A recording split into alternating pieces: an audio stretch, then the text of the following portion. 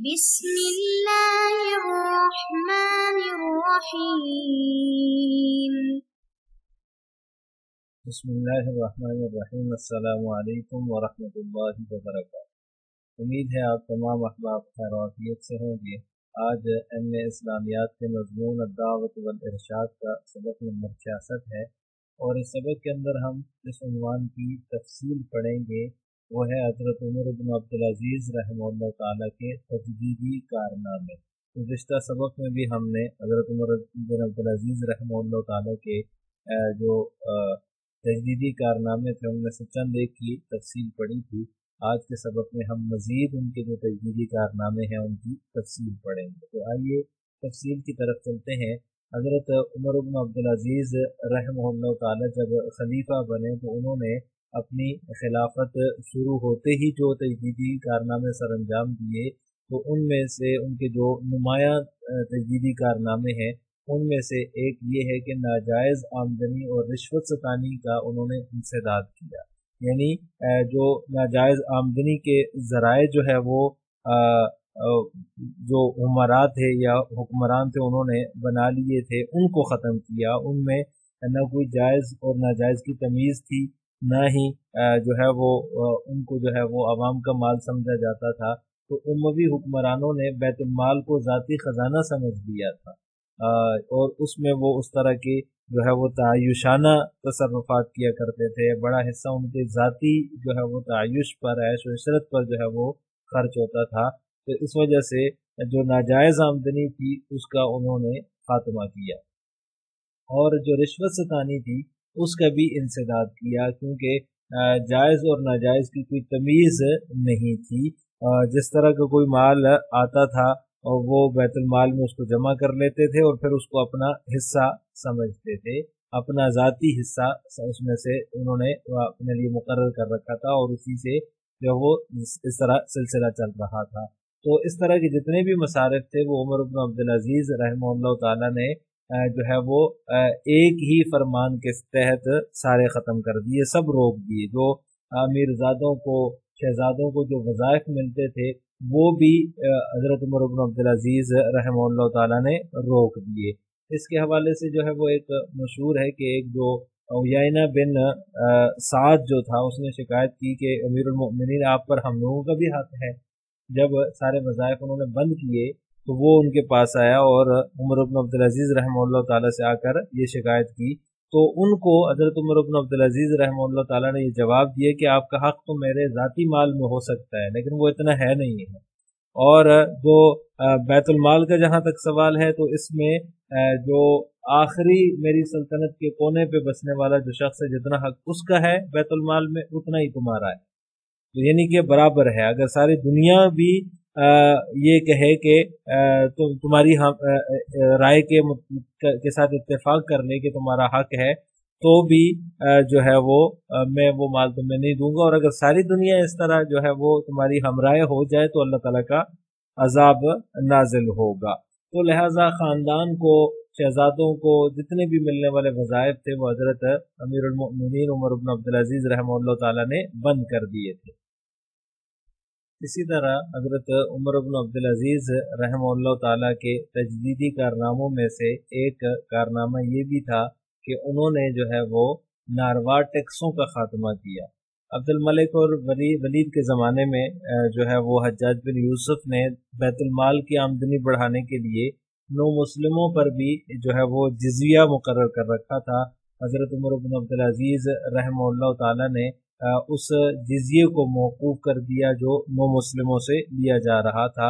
اسی طرح جو ہے وہ یہ جو سلسلہ تھا نو مسلموں سے جزیہ لینے کا، اس کے بارے میں حضرت عمر بن عبدالعزیز رحمہ اللہ تعالیٰ نے جو ہے وہ یہ فرمان جاری کر دیا کہ جو لوگ مسلمان ہو جائیں ان کا جزیہ چھوڑ دیا جائے۔ اس پر جو ہے وہ کافی لوگ مصر کے اندر جو ہے وہ بہت بڑی تعداد میں لوگ مسلمان ہوئے، اور مصر کے جو گورنر تھے اس وقت کے انہوں نے حضرت عمر بن عبدالعزیز رحمہ اللہ تعالیٰ کو یہ خط لکھا کہ آپ کے اس حکم کی وجہ سے لوگ کثرت سے مسلمان ہوئے ہیں اور آمدنی کم ہو گئی ہے، آمدنی گھٹ گئی ہے، مجھے قرض لے کر تنخواہیں دینی پڑ رہی ہیں، تو حضرت عمر بن عبدالعزیز رحمہ اللہ تعالیٰ نے ان کو لکھا کہ مسلمان ہونے والوں پر جو جزیہ ہے وہ بہرحال موقوف رہے گا. آپ صلی اللہ علیہ وسلم کو ہادی بنا کر بھیجا گیا تھا، نہ کہ تحصیلدار، یعنی آپ صلی اللہ علیہ وسلم ہادی بنا کر بھیجے گئے تھے. اسی طرح تمام ناجائز ٹیکس، خراج اور چنگیاں جو تھی وہ بھی حضرت عمر بن عبدالعزیز رحمہ اللہ تعالیٰ نے بند کر دی.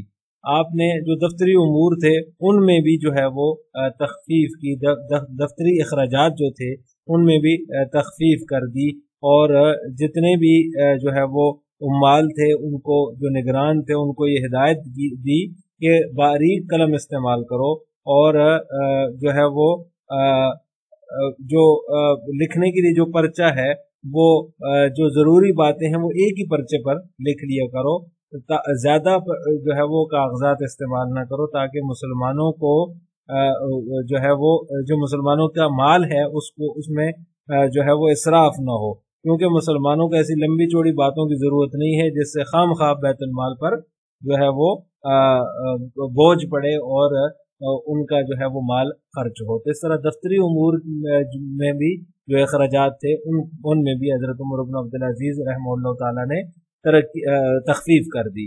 اس کے علاوہ جو معذور اشخاص تھے، جو ان کے زمانے میں معذور لوگ تھے، ان کے لیے حضرت عمر بن عبدالعزیز رحمہ اللہ تعالیٰ نے وظیفے مقرر کیے، کیونکہ وہ کمانے سے قاصر تھے، معذور تھے، تو حضرت عمر بن عبدالعزیز رحمہ اللہ تعالیٰ نے ان کے لیے وظائف مقرر کیے کہ ان کی ضرورت پوری ہو سکے.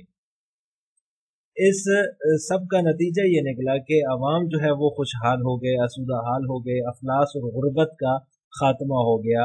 جو لوگ جو ہے وہ ان کی سلطنت میں تھے، جو ان کی جو ہے وہ خلافت کے تحت تھے، وہ لوگ جو ہے وہ آسودہ حال ہو گئے، اور افلاس اور غربت کا وہاں سے خاتمہ ہو گیا، کیونکہ ضرورت مندوں کو دیا، اور جن کو ضرورت نہیں تھی اور وہ ناجائز طریقے سے استعمال کر رہے تھے، بیت المال کو ذاتی خزانہ سمجھ رکھا تھا، ان کو جو ہے وہ بند کر دیا، اور جو ضرورت مند تھے ضرورت مندوں کو دینا شروع کر دیا. اسی طرح حضرت عمر بن عبدالعزیز رحمہ اللہ تعالیٰ کے جو تجدیدی کارنامے ہیں ان میں سے ایک کارنامہ یہ بھی ہے کہ بیوروکریسی کی جو ہے وہ تطہیر کی ہے حضرت عمر بن عبدالعزیز رحمہ اللہ تعالیٰ نے.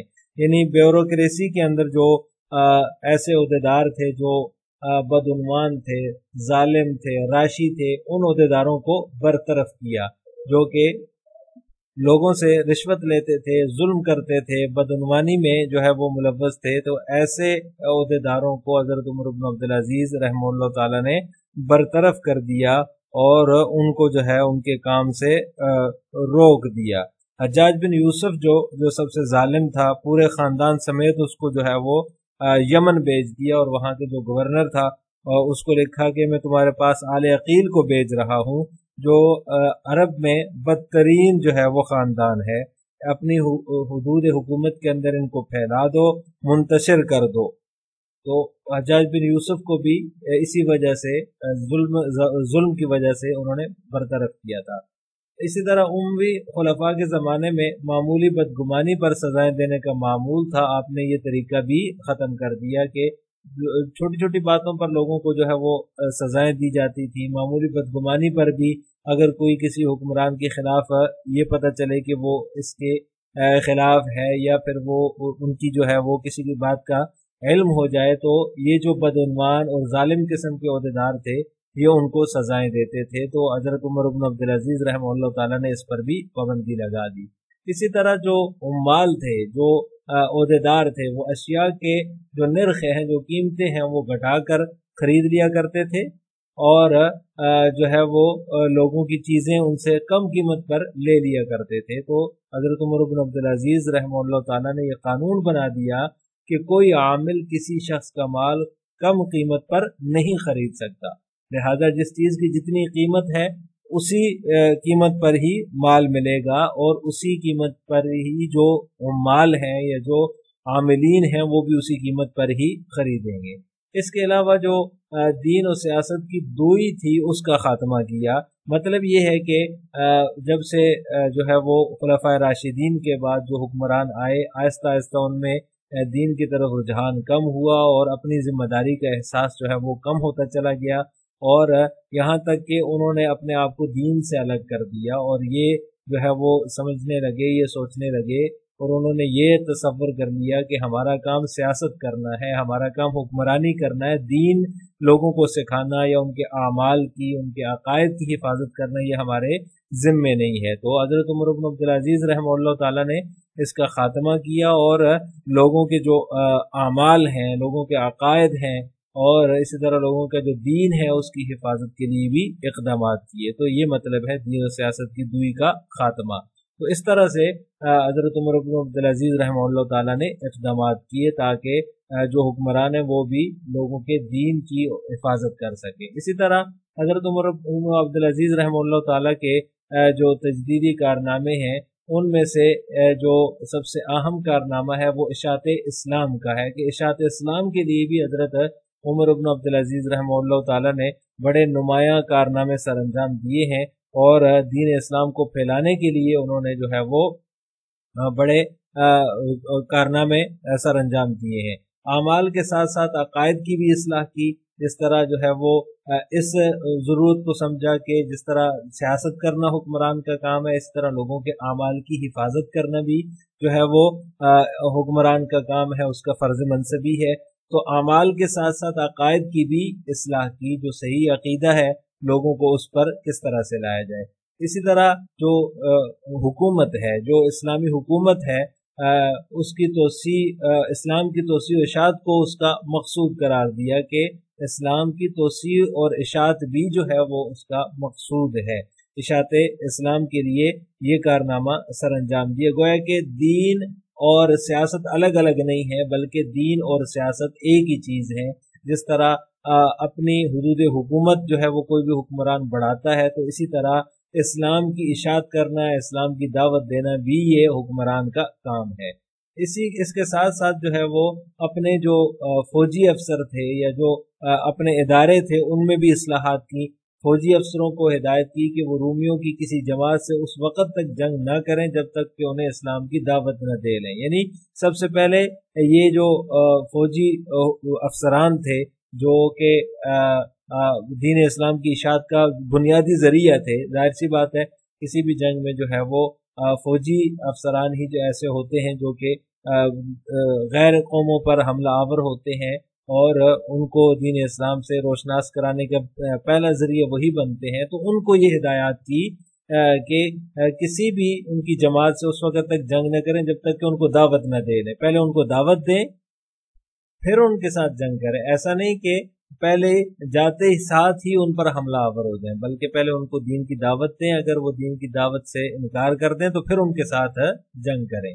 तो ये उनको हिदायत थी। इसके अलावा जो हुक्मरान थे दीगर इलाकों के, दीगर मुल्कों के, उनकी तरफ दावती खतूत भी लिखे जिनमें अफ्रीका, उंदलस और सिंध के हुक्मरान हैं कि उनकी तरफ हज़रत उमर इब्न अब्दुल अज़ीज़ रहमतुल्लाह ताला ने खतूत लिखे, दावती खतूत लिखे और उन्हें दीन इस्लाम के कबूल करने की दावत दी।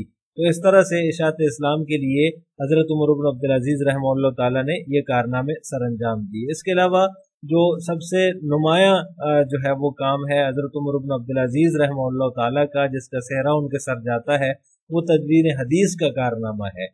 हदीस की जो मौजूदा शक्ल है, जो हमें किताबें मिलती हैं हदीस की, इसकी बुनियाद जो है वो हज़रत उमर इब्न अब्दुल अज़ीज़ रहमतुल्लाह ताला ने ही डाली थी।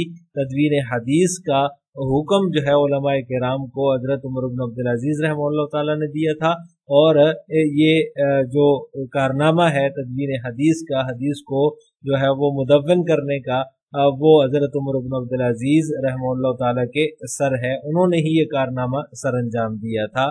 इसलिए आज हमारे पास जो इल्म हदीस है, हदीस का जो इल्म है वो सही हालत में महफूज है। लिहाजा आज के सबक का खुलासा ये हुआ कि हमने हज़रत उमर इब्न अब्दुल अज़ीज़ रहमतुल्लाह ताला के तजदीदी कारनामों के बारे में तफसील पढ़ी है। हमारे अगले सबक का उन्वान होगा हज़रत इमाम अबू हनीफा रहमतुल्लाह ताला का दावती किरदार। अस्सलामु अलैकुम व रहमतुल्लाहि व बरकातहू।